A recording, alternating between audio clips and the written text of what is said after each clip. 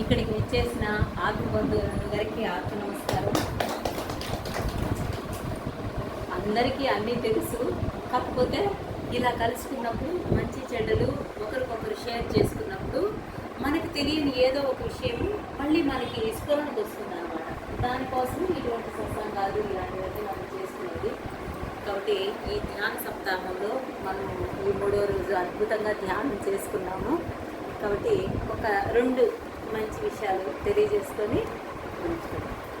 ధ్యానం అంటే శ్వాస మీద ధ్యాస. ఇది అందరికీ తెలుసు.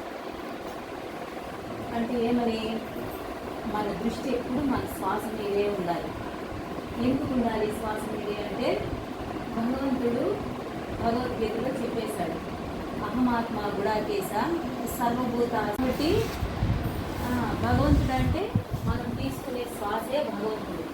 శ్వాస ఉంటే ఇది శివము, శ్వాస వెళ్ళిపోతే ఇదే శవం. కాబట్టి శరీరం కాళ్ళు ఉంటాయి, చేతులు ఉంటాయి, అన్ని అవయవాలు ఉంటాయి.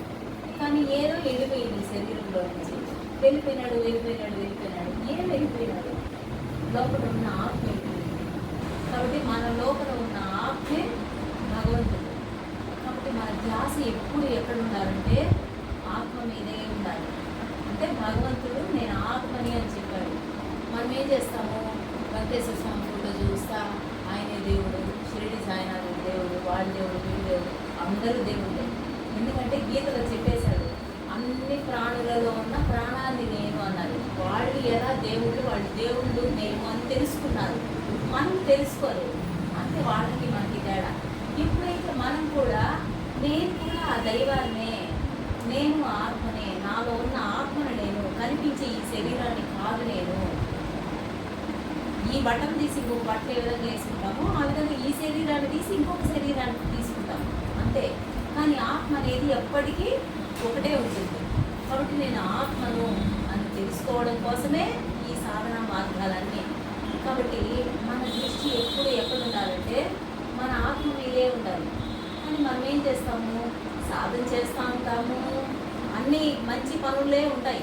కానీ ఎప్పుడు ఏం చేస్తాము, ఆ పని ఎటు చేద్దాము, ఈ పని ఎటు చేద్దాము అని ఇంకా ఇంట్లో విషయాలు, డబ్బుల విషయాలు, రకరకాల వాటి మీద మన దృష్టి ఉంటుంది. ఎందుకంటే మాయ అనేది ఏం చేస్తుందంటే మనల్ని ఎప్పుడు మన ఆత్మ మీద దృష్టిని ఉండని. ఏమంటే యోగమాయ, మహామాయ, అమ్మవారు మాయ రూపంలో ఈ ప్రకృతి అంతా వ్యాపించింది. ఆ మహామాయ ఏం చేస్తుందంటే ఎప్పటికప్పుడు మనల్ని ఏవి అవసరం లేదో వాటిపైనే మన దృష్టి ఉండే విధంగా మాయ చేస్తూ ఉంటారు. కానీ మనము ఎప్పటికప్పుడు ఈ మాయని జయించుకొని యోగమాయని పట్టుకోవాలా, యోగాన్ని పట్టుకోవాలా. అప్పుడు మాత్రమే మనము మన దృష్టిని ఆత్మ మీద ఉంచగలుగుతాము. అది అంత ఈజీ కాదు. గొప్ప యోగులు, మహర్షులు, జీవన్ముక్తిని పొందిన వారు కూడా, జీవన్ముక్తి అంటే భూమి మీద ఉన్నప్పుడే వాళ్ళు ఆత్మదర్శనాన్ని పొందేస్తారు. అటువంటి వాళ్ళు కూడా చనిపోయే సమయంలో అనుకోని మాయకి వశమయ్యి భగవంతుడిని చేరుకోలేక మళ్ళీ కొన్ని జన్మలు వెనక్కి పడిపోయిన సంఘటనలు ఎన్నో ఉన్నాయి. దానికి మనం ఒక చిన్న కథ ద్వారా తెలుసుకున్నాము. జడభరతుడు, ఆయన కథ మీ అందరికీ తెలిసే ఉంటుంది. ఆయన గొప్ప చక్రవర్తి. ఆయన బాగా అద్భుతంగా రాజ్యపాలన చేసి చాలు, మనము ఇంక వానప్రస్థాశ్రమానికి వెళ్ళాలి, ఇంకా భగవంతుడి గురించి తపస్సు చేసి భగవంతుడిని తెలుసుకోవాలి, ఆయన్ని చేరుకోవాలి, ఆత్మని దర్శించాలి అని అడవిలోకి వెళ్ళిపోతాడు. ఆయన బాధ్యతలు ఏమేమి చేయాలో అన్ని చక్కబెట్టుకునేసి ఎవరెవరికి ఏమేమి ఇవ్వాలో ఇచ్చేసి ఇంకా నాకు అన్నీ చాలు, నేను అడవిలోకి వెళ్ళిపోతానని వెళ్ళిపోయి తపస్సు చేసుకుంటూ ఉంటాడు. ఆ టైంలో ఒక జింక ఒక బిడ్డని కనేసి నదిలో కొట్టుకెళ్ళిపోతుంది. ఆయన అయ్యో ఇంత చిన్న బిడ్డ తానే తల్లిని పోగొట్టుకుంది అని తీసుకొచ్చి ఆయన ఆశ్రమంలో పెట్టుకొని దానికి పాలు పట్టించి దాన్ని పెంచి పెద్ద చేసుకుంటూ తన పని తను చేసుకుంటూ కూడా ఎప్పుడు ఆ జింకతో మమకారం ఏర్పడుతుంది. ఇక్కడ ఇంత పెద్ద రాజ్యాన్ని అన్నీ వదులుకొని నాకు ఇంకేమి వద్దు, తపస్సు చేసుకోవాలి అని వచ్చేసిన ఆయన జింక మీద మమకారం పెట్టుకుంటాడు. ఆయన చనిపోయే సమయం ఆసనం అవుతుంది. ఆ జింక పెళ్ళి ఒక ఎదుగుతూ ఉంటే అయ్యో నేను చనిపోతే వీటితో పాలు పడతారు అని ప్రాణం పోయేటప్పుడు జింక మీద మనసు పెట్టుకొని ప్రాణం వదిలేసి మరి జన్మలో జింకగా పుట్టాడు. అంటే అంత యోగం చేసి అంత చక్రవర్తిగా ఉండి అంతటి సామ్రాజ్యాన్ని చక్కగా నిర్వర్తించి ఎవరెవరు ఇతిహాసాన్ని కరెక్ట్గా ఇచ్చి ఇన్ని చేసుకున్న వ్యక్తి కూడా లాస్ట్లో ప్రాణం పోయేటప్పుడు ఈ జింకెట్ట అన్నప్పుడు మళ్ళీ ఆయన జింకగా పుట్టాడు. కాబట్టి అంతటి మహనీయులకే కష్టమైంది మన తోటి వాళ్ళని ఎంత.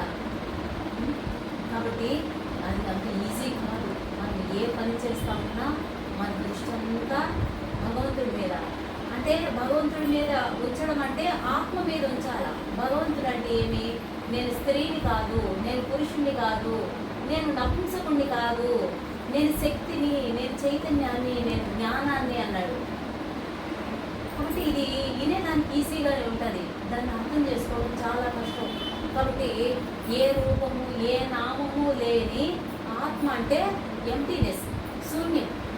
అంటే నీ మనసు ఎప్పుడు శూన్యంగా ఉంచుకోవాలి. అంత ఈజీ కాదది. ఆ విధంగా ప్రయత్నం అనేది మనం ఇప్పటి నుంచి చేస్తే అది వాళ్ళకే తప్పలేదు జన్మలు. మనం ఈ జన్మ కాకపోయినా మరు జన్మకు అయినా చేరుకోగలుగుతాము.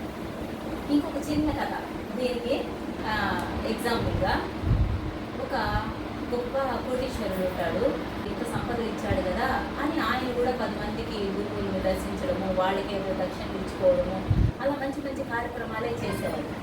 ఆయనకి 3 కొడుకులు.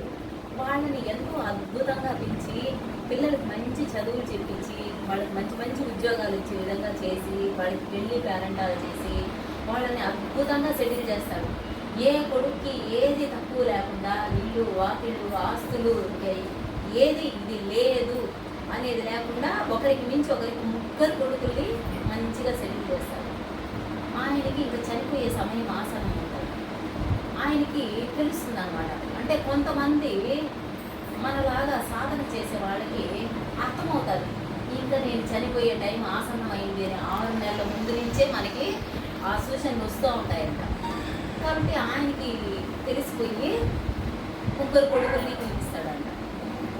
ఆయన నేను చనిపోయే సమయం ఆసనం అయిపోయింది, ఒక పలానా ఊర్లో పలానా చెట్టు కింద ఒక నిధి దాచిపెట్టున్నాను, మీరెళ్ళి పోయి తెచ్చుకోండి అంటే ఇంకా నాన్న వెళ్ళిపోతున్నాడే, వాళ్ళకి కూడా లేదన్నమాట, పోయి డబ్బులు ఇచ్చేసుకోవాలి.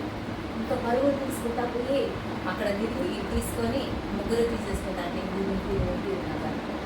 మళ్ళీ వచ్చిన తర్వాత ఇంకొక దగ్గర ఇంకొక డబ్బులు పెట్టున్నాను అని ఇంకెక్కడెక్కడో చెప్తా ఉంటాడంట. వీళ్ళు ఇంకా ఆ ఊరు ఈ ఊరు వెళ్ళి తిరిగి ఆ డబ్బులు అన్నీ తెచ్చి ఇంకా దాచిపెట్టేసుకుంటా ఉంటాడంట. అబ్బా నాన్న ఎంతంత మన కోసం మనకు తెలియకుండా పెట్టేస్తున్నాడు అనేసి ఆనందపడిపోతూ ఉంటారు. ఇంకా పూర్తిగా ఆయనకి మాట కూడా పడిపోతాడు. మాట పడిపోయేసరికి ఇంక బంధువులు అందరూ వచ్చేస్తారు కదా, ఏంటి మాట కూడా పడిపోయింది, ఇంక ఇంట్లో నుంచి తీసుకెళ్ళి బయట పండు పెట్టేసేయండి, ఎందుకంటే టక్కన ప్రాణం పోయిందంటే ఇల్లు మంచి టైంలో పోకపోతే ఇల్లు మూసేయాలా అంటే ఆయన తీసుకెళ్ళి పశువుల కొట్టాలను పడుకోబెట్టేస్తారు. ఆయనకి చూడ ఆఖరికి ఇల్లు ముఖ్యమైనది, బంగారు నగలు ముఖ్యమైన ఇవన్నీ ఇల్లు సంపాదించిన తండ్రి పోతే పోయి ఇల్లు మూసేసినాము అనుకుంటారా, ఇంకా గమ్ముగా తీసుకెళ్ళి ఆయన పశువుల కొట్టాలు వేస్తారంట. వచ్చి నీళ్ళు వాడుతూ ఉంటాయంట, దోమలు కలుస్తూ ఉంటాయంట. అంటే చూడండి, డబ్బు అనేది ఎంత భయంకరం అంటే, డబ్బు కాదు ఇక్కడ మాయ అనేది అంత భయంకరమైనది. కాబట్టి దేవుడిని చేరాలంటే మనం మాటలు చెప్తున్నంటే ఈజీ కాదు. ఇక్కడి నుంచి తిరుపతికి పోవాలంటే ముందుగా టికెట్ బుక్ చేసుకోవాలి, రూమ్ బుక్ చేసుకోవాలి, ఇంట్లో అది సర్దుకోవాలి, డబ్బులు ఏర్పాటు చూసుకోవాలి, మన తోడు సగం చూసుకోవాలి. ఇన్ని ఏర్పాట్లు చేసుకుంటే కానీ తిరుమలకు పోయి రాలేదు. ఆయన పాదాల దగ్గర ఉండేవాళ్ళని. ఇంక నిజమైన వైకుంఠానికి పోవాలంటే ఇంక ఎన్ని వదులుకోవాలి మనం. ఈ మాయ ఏమన్నా అంత ఈజీగా మనం వదులుకుందా? మనం ఏమంటే యాదలు చేస్తున్నాం కదా, మనం అంత ఈజీగా వెళ్ళిపోతాము అనుకుంటాము. అంత ఈజీ కాదు. సరే ఇంకా ఆయన తీసుకొచ్చాడు వండేసిస్తే పాపం లోపల ఆయనకి ఏడుపడ్డ, ఇంత అన్యాయం తీసుకొచ్చినాము, ఆఖరికి పశువులు కొట్టకుండా చేసినాడు అని. సరే ఏమి ఇంకా ఆయన ఏం మాట్లాడలేదు కదా, పడుకొని ఉంటాడంట. ఆయన ఏం చేస్తాడంటే ఇలా చేయి చూపిస్తా, ఆయనకి ఇంకా మాట పడిపోయింది కదా, ఇంకా చెవులు వినిపించడం తగ్గిపోతుందంట, చూపు తగ్గిపోతుందంట. ఇంకా అన్నీ తగ్గిపోతా వచ్చేసరికి పిల్లలకి అర్థమైపోతుంది, ఇంకా నాన్న పూర్తిగా చనిపోయేదానికి దగ్గర వచ్చేసింది. కాబట్టి మనం పక్కన లేకపోతే ఇంకెవరికైనా ఇంకెక్కడ దాచిపెట్టున్నాడు నాన్న అని ఎట్లా తెలుసుకునేది మనం అని ముగ్గురు కొడుకులు మంచం దగ్గరే కూర్చుంటారంట, అట్ట ఇట్లా పక్కన పోకుండా. వాళ్ళకి ఆకలి అవుతూ ఉంటుందంట, బాత్రూమ్ పోవాలా, స్నానం చేయాలా, ఏమీ చేసుకోకుండా ఎవరు లేసెళ్తే ఇంక వేరే వాళ్ళకి చెప్పేస్తారేమో అని ముగ్గురు పోకుండా కూర్చోంటారంట. ఇంకా ఆకలి భరించలేక నిద్ర వస్తూ ఉంటే ముగ్గురు మాట్లాడుకుంటారంట. ముగ్గురం ఒకేసారి వెళ్దాం, రెడీ అయ్యి ముగ్గురం ఒకేసారి వస్తాం. ఎందుకంటే ఒకరికి చెప్పేస్తే మనం ఒకరికే వచ్చేస్తుంది డబ్బులంతా. అందుకని ఎవ్వరు పోకుండా అక్కడే ఉండి మరి మాట్లాడుకొని ముగ్గురు కలిసి వెళ్తారంట, ముగ్గురు కలిసి వస్తారంట. ఇలా జరిగేటప్పుడు ఏం జరుగుతుందంటే ఆ పెద్ద ఆయన ఇలా చేయి చూపిస్తా ప్రాణం వదిలేస్తాడంట. వీళ్ళు ఏం చేస్తారంటే నాది ఇలా చేయి చూపిస్తా ప్రాణం వదిలేస్తాడంటే అక్కడ ఏదో ఉంది అని పెద్ద పెద్ద ప్రక్రియలు అవన్నీ చేసి వీళ్ళు అన్నీ పిలిపించేసి అక్కడంతా లోడ్ ఇచ్చేస్తారంట. ఏమీ దొరకదంట. నాన్న ఇన్ని రోజులు ఎక్కడెక్కడ ఏమేమి చెప్పినాడు పోతే అన్ని దగ్గరలా ఉన్నాయి కూడా, ఇట్లా చూపిస్తా వదిలేసినాడు. అక్కడ ఏదో ఉంది అని వాళ్ళకి అర్థం కాలేదంట, ఏం పెట్టేసినాడు అని. ఇంకా అందరూ నైనా సాయంత్రం అవుతా ఉంది, బాడీని తీసేయాలి, పెట్టకూడదు, ఇంకా మీ నాన్న శవాన్ని తీసేయాలి అంటే పోయి మా నాన్న ఇక్కడి నుంచి తీసేస్తే వాళ్ళ నాన్న చేయి చూపించిన డైరెక్షన్లో ఏముందో అని మనకి ఎలా తెలిసేది అనేసి ఇక ఎట్ట చేయాలని ముగ్గురు మాట్లాడుకొని అక్కడ దగ్గరలో మనలాగా ధ్యానం చేసే ఒక యోగీశ్వరుని పట్టుకున్నారంట. స్వామి స్వామి వచ్చి కొద్దిగా మా నాన్న ఇలా చేయి చూపిస్తా ప్రాణం చేశాడు, వచ్చి కొద్దిగా అక్కడ ఏముందో చూడండి, ఏమన్నా ఇది ఏమన్నా పెట్టుకున్నాడు నాన్న అని పోయి మంచి వేచి వేసుకుంటే ఆయన తీసుకొచ్చినారంట.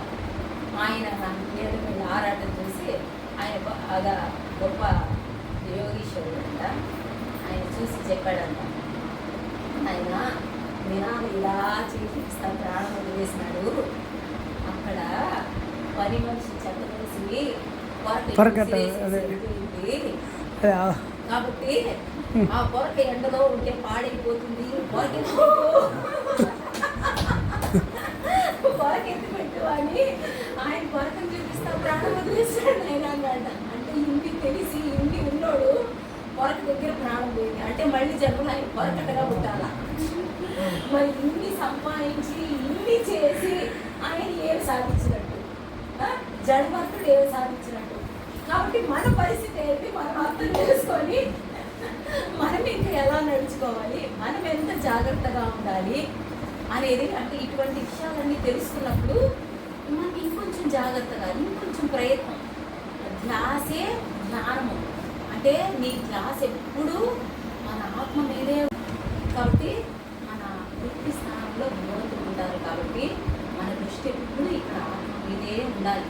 అది అంత ఈజీ కాదు, ప్రయత్నం చేస్తే అది ఏ జన్మకో ఒక జన్మకి మనం కూడా ఆ సర్వేశ్వరుడిలో ఐక్యమవుతాము. మనమే ఆ దేవుడు అని తెలిసినా కూడా ఆ స్థాయికి చేరాలంటే అది చాలా చాలా కష్టంతో మాయతో కూడుకునేది. కాబట్టి మాయని జయించాలంటే శ్వాస మీద ధ్యాస. ఓకే, అందరికీ ఒక బుక్కే రాశారు. దాంట్లో అసలు మామూలుగా మహాభారతము వినాయకుడు రాశారు కదా, చెప్తున్నారు వినాయకుడు రాస్తున్నాడు. వినాయకుడు చాలా స్పీడ్గా రాస్తున్నాడు, కానీ వ్యాసుడుగా అంత వేగంగా చెప్పలేకపోతున్నాడు. కానీ వినాయకుడు స్పీడ్ తగ్గించడం కోసము అప్పుడు వ్యాస భగవానుడు గ్రంథి శ్లోకములు, గ్రంథి అంటే చిక్కుముడి శ్లోకములు అంటే బాగా అర్థం చేసుకొని వినాయకుడు రాయాలి, అర్థం కూడా రాయకూడదు. అప్పుడు ఆ వేగాన్ని తగ్గించడానికి వ్యాసుడు గ్రంథి చిక్కుముడి శ్లోకం, చిక్కుముడి శ్లోకం ఏకయా ద్వేది చిత్యా పంచదిత్వా షట్దిత్వా సప్తదిత్వా అంటే 1 2 3 4 5 7 వినాయకుడు ఏం అర్థం కాదు. దీన్నే కబీర్ భగవానుడు ఒక బుక్కే రాశారు, అద్భుతంగా బుక్కే ఇంకా కదా చెప్పుకుంటుండే. ఈ సప్తాహం కూడా పోతుందంటే ఎవరైనా సరే ఈ సప్తాహం ఎన్నో అర్థాలు సార్ భాగవతంలో. సప్తాహం 7, ఎవరైనా సరే ఈ 7 డేస్లోనే పైకి పోవాలి. మంచి పని చేయాలన్నా సరే ఈ 7 డేస్లోనే చెయ్యాలి.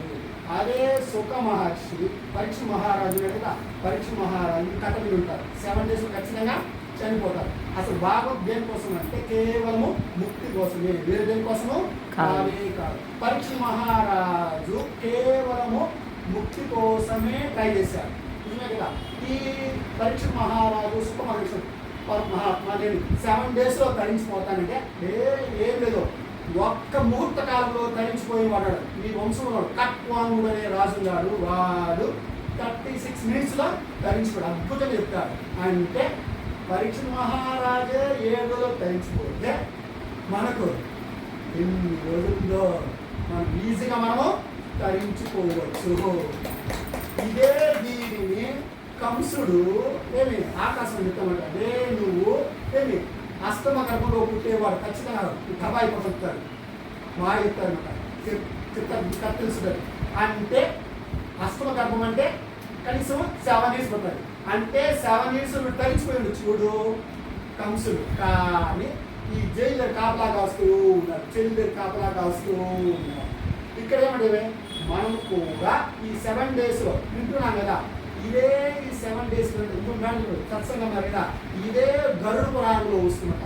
మనం పైకి వెళ్ళినప్పుడు ఈ గరుడ పురాణం వెళ్తూ అప్పుడు యమధర్మరాజు అడుగుతారు, శ్రవణులు అనే దేవత ఉంటారు, వీళ్ళు భూలోకంలో ఏం చేశారు, మీరు ఏమన్నా విన్నారా? శ్రవణులు అనే దేవత ఉంటారు, చిత్రగుప్తులు కాదు, శ్రవణులు ఉంటారు. ఆ శ్రవణులు అడిగితే ఓకే వీళ్ళు ఈరోజు ఈ మేడం ఇంట్లో సత్సంగము విన్నారు అంటారు. కానీ యమధర్మరాజు లేదు, ఇంకా 14 మంది విచారిస్తాడు. వాళ్ళే కాదు, ఆ 14 మంది ఎవరు అంటే సూర్యుడు, చంద్రుడు, ఆదిత్య చంద్ర వడిలో నరశ్చ యోగ్గు విరాటో ఉభయం యమశ్చ అహస్సరాక్షితంది ధర్మశ్చ జానాతి నరశ్చంతు. సూర్యుడిని, చంద్రుడిని, నెక్స్ట్ 5 మందిని, నెక్స్ట్ పగలు రాత్రి అందరూ ఎంక్వైరీ చేస్తారు. లాస్ట్ ఫైనల్గా అప్పుడు అందుకే మామూలుగా నవ భక్తులు రాయి కదా, నవ భక్తి మార్గాలు ఫస్ట్ వస్తుంది శ్రవణం. శ్రవణం, కీర్తనం, విష్ణు స్మరణం, పాద సేవనం, అక్షరం, వందనం, శక్తి, ఆత్మవేదం వినడం వలన తరించిపోయినాడు పరీక్ష మహారాజు. అంటే మామూలుగా అంటే ఈ మన చాలా మంది ఉన్నారు మేడం, ఎంతో మంది పిలిచారు, పిలిచారు 15 మంది ఇచ్చారు కదా. కానీ ఈ జీవితంలో విలువైనదేది, విలువైన కరెన్సీ ఏది ఇంటున్నారా? అత్యంత విలువైనది కరెన్సీ సమయం.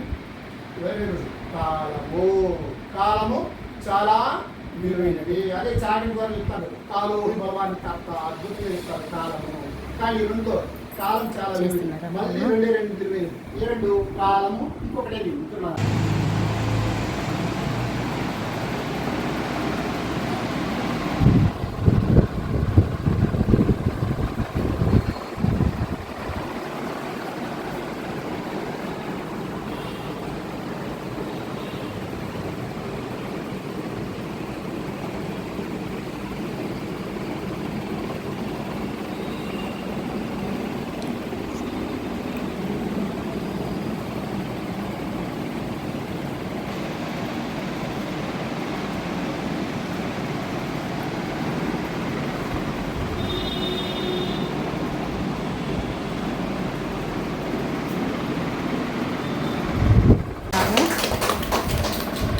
ఇక్కడికి వచ్చేసిన ఆత్మబంధువులందరికీ ఆత్మ నమస్కారం.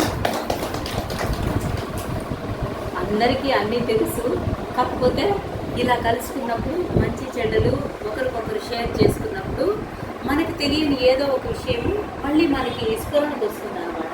దానికోసం ఇటువంటి సత్సంగాలు ఇలాంటివన్నీ మనం చేసుకునేది. కాబట్టి ఈ ధ్యాన సప్తాహంలో మనం ఈ 3వ రోజు అద్భుతంగా ధ్యానం చేసుకున్నాము. కాబట్టి ఒక 2 మంచి విషయాలు తెలియజేసుకొని ధ్యానం అంటే శ్వాస మీద ధ్యాస. ఇది అందరికీ తెలుసు. అంటే ఏమని మన దృష్టి ఎప్పుడు మన శ్వాస మీదే ఉండాలి. ఎందుకు ఉండాలి శ్వాస మీదే అంటే భగవంతుడు భగవద్గీతలో చెప్పేశాడు, అహమాత్మ గుడాకేశ సర్వభూత. కాబట్టి భగవంతుడు అంటే మనం తీసుకునే శ్వాసే భగవంతుడు. శ్వాస ఉంటే ఇది శివము, శ్వాస వెళ్ళిపోతే ఇదే శవం. కాబట్టి శరీరం కాళ్ళు ఉంటాయి, చేతులు ఉంటాయి, అన్ని అవయవాలు ఉంటాయి. కానీ ఏదో వెళ్ళిపోయింది శరీరంలో నుంచి. వెళ్ళిపోయినాడు ఏం వెళ్ళిపోయినాడు? లోపల ఉన్న ఆత్మ వెళ్ళిపోయింది. కాబట్టి మన లోపల ఉన్న ఆత్మే భగవంతుడు. కాబట్టి మన ధ్యాస ఎప్పుడు ఎక్కడ ఉండాలంటే ఆత్మ మీదే ఉండాలి. అంటే భగవంతుడు చేస్తాము? వెంకటేశ్వర స్వామి ఫోటో చూస్తా ఆయనే దేవుడు, షిరిడి సాయినాథ్ దేవుడు, వాడి దేవుడు, వీడి దేవుడు, అందరూ దేవుడే. ఎందుకంటే గీతలో చెప్పేశాడు, అన్ని ప్రాణులలో ఉన్న ప్రాణాన్ని నేను అన్నారు. వాళ్ళు ఎలా దేవుళ్ళు, వాళ్ళు దేవుళ్ళు నేను అని తెలుసుకున్నారు, మనం తెలుసుకోలేదు. అంటే వాళ్ళకి మనకి తేడా. ఇప్పుడైతే మనం కూడా నేను కూడా ఆ దైవాన్నే, నేను ఆత్మనే, నాలో ఉన్న ఆత్మను నేను, కనిపించే ఈ శరీరాన్ని కాదు నేను. ఈ బట్టను తీసి ఇంకొక బట్టలు ఏ విధంగా వేసుకుంటామో ఆ విధంగా ఈ శరీరాన్ని తీసి ఇంకొక శరీరాన్ని తీసుకుంటాము అంతే. కానీ ఆత్మ అనేది ఎప్పటికీ ఒకటే ఉంటుంది. కాబట్టి నేను ఆత్మను అని తెలుసుకోవడం కోసమే ఈ సాధన మార్గాలన్నీ. కాబట్టి మన దృష్టి ఎప్పుడు ఎక్కడ ఉండాలంటే మన ఆత్మ మీదే ఉండాలి. కానీ మనం ఏం చేస్తాము? సాధన చేస్తూ ఉంటాము, అన్నీ మంచి పనులే ఉంటాయి. కానీ ఎప్పుడు ఏం చేస్తాము? ఆ పని ఎటు చేద్దాము, ఈ పని ఎటు చేద్దాము అని ఇంకా ఇంట్లో విషయాలు, డబ్బుల విషయాలు, రకరకాల వాటి మీద మన దృష్టి ఉంటుంది. ఎందుకంటే మాయ అనేది ఏం చేస్తుందంటే మనల్ని ఎప్పుడు మన ఆత్మ మీద దృష్టిని ఉండని. ఏమంటే యోగమాయ, మహామాయ, అమ్మవారు మాయ రూపంలో ఈ ప్రకృతి అంతా వ్యాపించి ఉంది. ఆ మహామాయ ఏం చేస్తుందంటే ఎప్పటికప్పుడు మనల్ని ఏవి అవసరం లేదో వాటిపైనే మన దృష్టి ఉండే విధంగా మాయ చేస్తూ ఉంటారు. కానీ మనము ఎప్పటికప్పుడు ఈ మాయని జయించుకొని యోగమాయని పట్టుకోవాలా, యోగాన్ని పట్టుకోవాలా. అప్పుడు మాత్రమే మనము మన దృష్టిని ఆత్మ మీద ఉంచగలుగుతాము. అయితే అది అంత ఈజీ కాదు.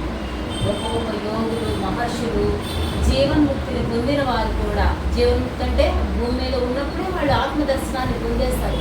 అటువంటి వాళ్ళు కూడా చనిపోయే సమయంలో అనుకోని మాయకి వశమయ్యి భగవంతుడిని చేరుకోలేక మళ్ళీ కొన్ని జన్మలు వెనక్కి పడిపోయిన సంఘటనలు ఎన్నో ఉన్నాయి. దానికి మనం ఒక చిన్న కథ ద్వారా తెలుసుకున్నాము. జడభరతుడు, ఆయన కథ మీ అందరికీ తెలిసే ఉంటుంది. ఆయన గొప్ప చక్రవర్తి. ఆయన బాగా అద్భుతంగా రాజ్యపాలన చేసి చాలు మనము ఇంకా వానప్రస్థాశ్రమానికి వెళ్ళాలి, ఇంకా భగవంతుడి గురించి తపస్సు చేసి భగవంతుడిని తెలుసుకోవాలి, ఆయన్ని చేరుకోవాలి, ఆత్మని దర్శించాలి అని అడవిలోకి వెళ్ళిపోతాడు. ఆయన బాధ్యతలు ఏమేమి చేయాలో అన్నీ చెప్పబెట్టుకునేసి ఎవరెవరికి ఏమేమి ఇవ్వాలో ఇచ్చేసి ఇంకా నాకు అన్నీ చాలు, నేను అడవిలోకి వెళ్ళిపోతానని వెళ్ళిపోయి తపస్సు చేసుకుంటూ ఉంటాడు. ఆ టైంలో ఒక జింక ఒక బిడ్డని కనేసి నదిలో కొట్టుకెళ్ళిపోతుంది. ఆయన అయ్యో ఇంత చిన్న బిడ్డ తానే తల్లిని పోగొట్టుకుంది అని తీసుకొచ్చి ఆయన ఆశ్రమంలో పెట్టుకొని దానికి పాలు పట్టించి దాన్ని పెంచి పెద్ద చేసుకుంటూ తన పని తను చేసుకుంటూ కూడా ఎప్పుడు ఆ జింకతో మమకారం ఏర్పడుతుంది. ఇక్కడ ఇంత పెద్ద రాజ్యాన్ని అన్నీ వదులుకొని నాకు ఇంకేమి వద్దు తపస్సు చేసుకోవాలి అని వచ్చేసిన ఆయన జింక మీద మమకారం పెట్టుకుంటాడు. ఆయన చనిపోయే సమయం ఆసనం అవుతుంది. ఆ జింక పెళ్ళి ఒక ఎదుగుతూ ఉంటే అయ్యో నేను చనిపోతే వీటితో పాల్పడతారు అని ప్రాణం పోయేటప్పుడు జింక మీద మనసు పెట్టుకొని ప్రాణం వదిలేసి మరి జన్మలో జింకగా పుట్టాడు. అంటే అంత యోగం చేసి అంత చక్రవర్తిగా ఉండి అంతటి సామ్రాజ్యాన్ని చక్కగా నిర్వర్తించి ఎవరెవరికి ఇవ్వాల్సినవన్నీ కరెక్ట్గా ఇచ్చి ఇన్ని చేసుకున్న వ్యక్తి కూడా లాస్ట్లో ప్రాణం పోయేటప్పుడు ఈ జింకెట్ట అన్నప్పుడు మళ్ళీ ఆయన జింకగా పుట్టాడు. కాబట్టి అంతటి మహనీయులకే కష్టమైంది మన తోటి వాళ్ళని ఎంత. కాబట్టి అది అంత ఈజీ కాదు. మనం ఏ పని చేస్తామన్నా మన దృష్టి అంతా భగవంతుడి మీద, అంటే భగవంతుడి మీద ఉంచడం అంటే ఆత్మ మీద ఉంచాలా. భగవంతుడు అంటే ఏమి?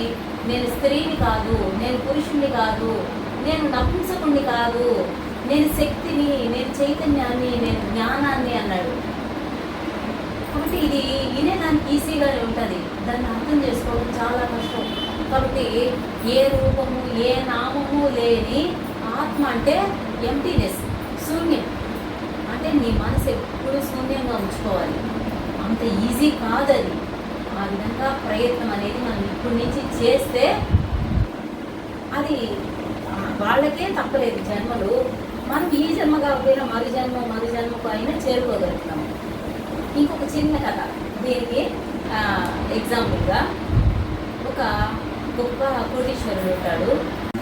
కాబట్టి మన వృత్తి స్థానంలో భగవంతుడు ఉంటారు. కాబట్టి మన దృష్టి ఎప్పుడు ఇక్కడ మీదే ఉండాలి. అది అంత ఈజీ కాదు. ప్రయత్నం చేస్తే అది ఏ జన్మకో ఒక జన్మకి మనం కూడా ఆ సర్వేశ్వరుడిలో ఐక్యమవుతాము. మనమే ఆ దేవుడు అని తెలిసినా కూడా ఆ స్థాయికి చేరాలంటే అది చాలా చాలా కష్టంతో మాయతో కూడుకునేది. కాబట్టి మాయని జయించాలంటే శ్వాస మీద ధ్యాస. ఓకే, అందరికీ ఇంత సంపద ఇచ్చాడు కదా అని ఆయన కూడా 10 మందికి గురువుల్ని దర్శించడము, వాళ్ళకి ఏదో దక్షిణ ఇచ్చుకోవడము, అలా మంచి మంచి కార్యక్రమాలే చేసేవాళ్ళు. ఆయనకి 3 కొడుకులు. వాళ్ళని ఎంతో అద్భుతంగా పెంచి పిల్లలకు మంచి చదువులు చెప్పించి వాళ్ళకి మంచి మంచి ఉద్యోగాలు ఇచ్చే విధంగా చేసి వాళ్ళకి పెళ్లి పేరెంటాలు చేసి వాళ్ళని అద్భుతంగా సెటిల్ చేస్తాడు. ఏ కొడుక్కి ఏది తక్కువ లేకుండా ఇల్లు వాకిళ్ళు ఆస్తులు ఏది ఇది లేదు అనేది లేకుండా ఒకరికి మించి ఒకరికి 3 కొడుకుల్ని మంచిగా సెటిల్ చేస్తాడు. ఆయనకి ఇంకా చనిపోయే సమయం ఆసనం ఉంటుంది. ఆయనకి తెలుస్తుంది అన్నమాట. అంటే కొంతమంది మనలాగా సాధన చేసే వాళ్ళకి అర్థమవుతుంది, ఇంకా నేను చనిపోయే టైం ఆసన్నమైంది అని 6 నెలల ముందు నుంచే మనకి ఆ సూచనలు వస్తూ ఉంటాయంట. కాబట్టి ఆయనకి తెలిసిపోయి 3 కొడుకుల్ని పిలిపిస్తాడంట. ఆయన నేను చనిపోయే సమయం ఆసన్నం అయిపోయింది, ఇప్పుడు పలానా ఊర్లో పలానా చెట్టు కింద ఒక నిధి దాచిపెట్టున్నాను, మీరెళ్ళి కొద్ది తెచ్చుకోండి అంటే ఇంకా నాన్న వెళ్ళిపోతున్నాడే వాళ్ళకి కూడా అన్నాడ పోయి డబ్బులు ఇచ్చేసుకోవాలి. ఇంకా పరుగులు తీసుకుంటా పోయి అక్కడ నిధి తీసుకొని 3 తీసేసుకుంటాను. మళ్ళీ వచ్చిన తర్వాత ఇంకొక దగ్గర ఇంకొక డబ్బులు పెట్టున్నాను అని ఇంకెక్కడెక్కడో చెప్తా ఉంటాడంట. వీళ్ళు ఇంకా ఆ ఊరు ఈ ఊరు వెళ్ళి తిరిగి ఆ డబ్బులు అన్నీ తెచ్చి ఇంకా దాచిపెట్టేసుకుంటా ఉంటాడంట. అబ్బా నాన్న ఎంతంత మన కోసం తెలియకుండా పెట్టేస్తున్నాడు అనేసి ఆనందపడిపోతూ ఉంటారు. ఇంకా పూర్తిగా ఆయనకి మాట కూడా పడిపోతాడు. మాట పడిపోయేసరికి బంధువులు అందరూ వచ్చేస్తారు కదా, ఏంటి మాట కూడా పడిపోయింది, ఇంక ఇంట్లో నుంచి తీసుకెళ్ళి బయట పండు పెట్టేసేయండి, ఎందుకంటే టక్కని ప్రాణం పోయిందంటే ఇల్లు మంచి టైంలో బాగుంటుంది, ఇల్లు మూసేయాలా అంటే ఆయన తీసుకెళ్ళి పశువుల కొట్టాలని పడుకోబెట్టేస్తారు. ఆయనకి చూడ ఆఖరికి ఇల్లు ముఖ్యమైనది, బంగారు నగలు ముఖ్యమైన ఇవన్నీ ఇల్లు సంపాదించిన తండ్రి పోతే పోయి ఇల్లు మూసేసినాము అనుకుంటారా, ఇంకా గమ్మగా తీసుకెళ్ళి ఆయన పశువులు కొట్టాలి వేస్తారంట. వచ్చి నీళ్ళు వాడుతూ ఉంటాయంట, దోమలు కలుస్తూ ఉంటాయంట. అంటే చూడండి డబ్బు అనేది ఎంత భయంకరం అంటే, డబ్బు కాదు ఇక్కడ మాయ అనేది అంత భయంకరమైనది. కాబట్టి దేవుడిని చేరాలంటే మనం మాటలు చెప్తున్నంటే ఈజీ కాదు. ఇక్కడి నుంచి తిరుపతికి పోవాలంటే ముందుగా టికెట్ బుక్ చేసుకోవాలి, రూమ్ బుక్ చేసుకోవాలి, ఇంట్లో అది సర్దుకోవాలి, డబ్బులు ఏర్పాటు చూసుకోవాలి, మనతోడు వస్తారో చూసుకోవాలి. ఇన్ని ఏర్పాట్లు చేసుకుంటే కానీ తిరుమలకు పోయి రాలేదు. ఆయన పాదాల దగ్గర ఉండేవాళ్ళని. ఇంక నిజమైన వైకుంఠానికి పోవాలంటే ఇంక ఎన్ని వదులుకోవాలి మనం. ఈ మాయ ఏమన్నా అంత ఈజీగా మనం వదులుకుందా? మనం ఏమంటాం యాదవ్ చేస్తున్నాం కదా, మనం అంతా ఈజీగా వెళ్ళిపోతాము అనుకుంటాము. అంత ఈజీ కాదు. సరే ఇంకా ఆయన తీసుకొచ్చాడు మండేసిస్తే పాపం లోపల ఆయనకి ఏడుపడ్డ, ఇంత అన్యాయం తీసుకొచ్చినప్పుడు ఆఖరికి పశువులు కొట్టకుండా చేస్తారు అని. సరే ఏమి ఇంకా ఆయన ఏం మాట్లాడలేదు కదా, పడుకొని ఉంటాడంట. ఆయన ఏం చేస్తాడంటే ఇలా చేయి చూపిస్తా, ఆయనకి ఇంకా మాట పడిపోయింది కదా, ఇంకా చెవులు వినిపించడం తగ్గిపోతుందంట, చూపు తగ్గిపోతుందంట. ఇంకా అన్నీ తగ్గిపోతా వచ్చేసరికి వీళ్ళకి అర్థమైపోతుంది, ఇంకా నాన్న పూర్తిగా చనిపోయేదానికి దగ్గర వచ్చేసింది. కాబట్టి మనం పక్కన లేకపోతే ఇంకెవరికైనా ఇంకెక్కడ దాచిపెట్టున్నాడు నాన్న అని ఎట్లా తెలుసుకునేది మనం అని 3 కొడుకులు మంచం దగ్గరే కూర్చుంటారంట. అట్ట ఇట్లా పక్కన పోకుండా. వాళ్ళకి ఆకలి అవుతూ ఉంటుందంట, బాత్రూమ్ పోవాలా, స్నానం చేయాలా, ఏమీ చేసుకోకుండా ఎవరు లేసెళ్తే ఇంక వేరే వాళ్ళకి చెప్పేస్తారేమో అని 3 పోకుండా కూర్చోంటారంట. ఇంకా ఆకలి భరించలేక నిద్ర వస్తూ ఉంటే 3 మాట్లాడుకుంటారంట. 3 ఒకేసారి వెళ్దాం, రెడీ అయ్యి 3 ఒకేసారి వస్తాం. ఎందుకంటే ఒకరికి చెప్పేస్తే మనం ఒకరికే వచ్చేస్తుంది డబ్బులంతా.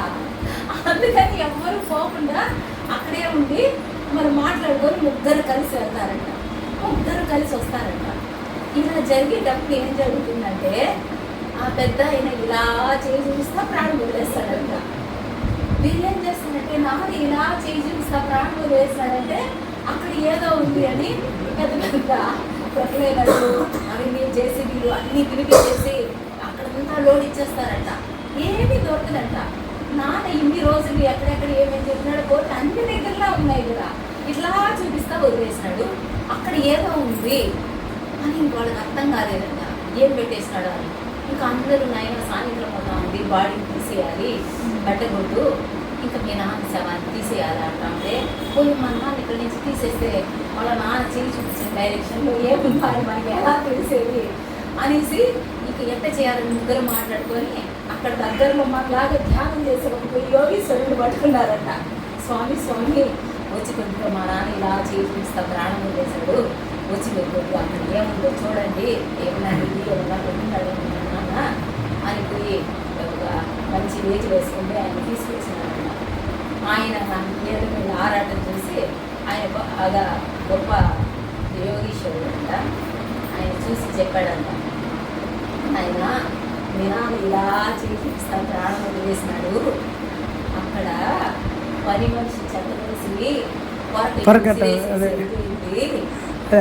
కాబట్టి ఆ పొరక ఎండలో ఉంటే పాడైపోతుంది, పొరకెత్తి పెట్టు అని ఆయన పొరకను చూపిస్తా ప్రాణం వదిలేస్తాడు ఆయన అన్నాడ. అంటే ఇంటి తెలిసి ఇంటి ఉన్నోడు పొరక దగ్గర ప్రాణం పోయింది అంటే మళ్ళీ జన్మలో ఆయన పొరకట్టగా పుట్టాల. మరి ఇన్ని సంపాదించి ఇన్ని చేసి ఆయన ఏమి సాధించినట్టు, జన్మత్తుడు ఏమి సాధించినట్టు. కాబట్టి మన పరిస్థితి ఏంటి మనం అర్థం చేసుకొని మనం ఇంకా ఎలా నడుచుకోవాలి, మనం ఎంత జాగ్రత్తగా ఉండాలి అనేది. అంటే ఇటువంటి విషయాలన్నీ తెలుసుకున్నప్పుడు మనకి ఇంకొంచెం జాగ్రత్తగా, ఇంకొంచెం ప్రయత్నం. ధ్యాసే జ్ఞానము. అంటే నీ ధ్యాస ఎప్పుడు మన ఆత్మ మీదే